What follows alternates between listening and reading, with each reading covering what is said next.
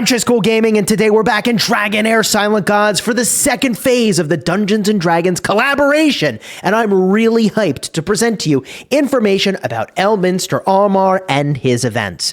Now, before I get started, I want to give a big thank you to Dragonheir Silent Gods for sponsoring today's video, and if you haven't yet downloaded the game to play, check the link in the description. Whatever platform you're playing on, whether it's iOS, Android, or on PC via the Steam Store or Epic Games, or on a Mac, you can download and play Dragonheir Silent Gods cross-platform, and I think you'll really like it. I certainly have really been enjoying this game. So whether you're playing at home on your PC or smashing through dungeons on the go, you can use that link in the description to download the game, and I've even got a code that I'll flash on screen and include in the description to give you some extra goodies as well. So smash that link to support the channel, use the code to get some extra goodies, and let's talk about the second phase of the Dungeons & Dragons collaboration for Dragonheir Silent Gods. Now, during phase 1, which was toward the end of last year, we got two iconic D&D characters. One is Drizzt and the other is Ertu. They both appeared in-game during the collaboration launch.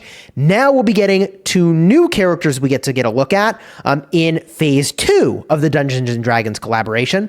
These are iconic characters from the Dungeons & Dragons world that includes Elminster Aumar and Samister. Now, they make their debut on the 23rd of February, which is when this video should be going live, and the footage that you actually see on the screen is from a test server where the developers provided me with some early access so I could actually get my hands on this hero and start to use him. And compared to the first phase of the collaboration, the developers promised that we'd get a richer variety of content and events to play and experience. So let's dive in and get a look. Now, like in the last collaboration where Drizzt was released, we had a daily boss fight that lasted over the course of 7 days total. I think we're getting something similar here in this upcoming collaboration. This time around, I think the 7 fights we'll see are going to have buffs on different days. So the order, I think, will be Fight 1, everyone is debuffed with Shield Prohibition. Fight 2, everyone is debuffed with Healing Reversal. Fight 3 is a debuff of Silent. Fight 4 is Blind. Fight 5 is Debuff Immunity. Fight 6 is everyone is debuffed with Buff Prohibition. And Fight 7 is everyone gains Debuff Immunity and Buff Prohibition. The boss fight this time around has several stages. There are actually a couple differences between these stages, as well as some different skills that are used. The first stage, you have to fight Samister, who is riding a Dracolich, which is an undead dragon that is accompanying him. And in the second stage, the Dracolich flies away out of control, and you face off with Samister head-to-head, which, hey, look, I got a chance to actually play through it, and it is pretty fun. Now, during this event, you actually get to bring Elminster Aumar, and that is the hero you get to unlock and keep from this collaboration event. Now, in the last collaboration event, we had Drizzt with his own special summoning event and currency, and that is the case this time around as well. There's once again a planar summoning event where you can unlock Elminster Aumar using a collaboration-specific token. In this case, it's called the Sage's Chess Piece, which I may have mentioned earlier in the video. There's going to be a token shop similar to the Drizzt event where you can pick up new collaboration items, such as skins for the D4 and D20, and these look really sweet, by the way, along with a bunch of other rewards, and I'll have those up on screen for the token shop. You can also use these tokens to inspire Elminster Aumar if you are lucky enough to just unlock him or get multiple copies of him. So you can either use the Sage's Chess Pieces, or if you get those lucky unlocks, you can go and do that. Now, I am excited for the new artifact that is going to ideally be paired with Elminster Aumar, and I'm really eager to try it out more. I got to test it a little bit in making this video, but in terms of the chess pieces, you're going to be able to get 56 chess pieces from these 7 special dungeons, since they each are giving 8 as well as 6 per day from the boss fight itself. So to do just like a little bit of math here, that leaves you with 100 total chess pieces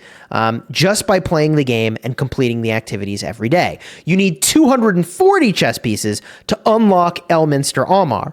So you need to get an additional 140 on that last day in order to get your guaranteed summon, all right? Every 5th summon is going to give you a small chance at getting Elminster himself or 30 more chess pieces, meaning you need a maximum of 25 Heliolite dice if you have been playing all of the events and you want to unlock him and you don't get him just from doing, any of your polls, all right? Let's quickly talk about Elminster himself as a hero, and not to pat myself on the back or anything, but I actually predicted that this is what he might be, all right? I was actually spot on. One of my guesses is that he might be a fire support, and here we are. Fire support, baby. So his passive reads that for each debuff on an enemy, your hero gains 10 resistance and up to 10 stacks. So we can get up to 100 resistance by having 10 stacks of debuffs on the enemy. Now, being in the fire affinity, you will most likely get the best utility when using this in a burn composition. To me, it feels like that's what it's designed for because they rely on spreading the burn debuff around to multiple enemies. Feels pretty straightforward, right? His battle skill also gives him and his allies in a 5x5 area a massive shield, which it is really cool to just watch this in effect. And it also gives you control immunity. This is an absolutely insane skill to have. Huge area of effect, giving 3,000% enlightenment scaling shield, as well as control immunity, is amazing. It does, however, only last for 5 seconds.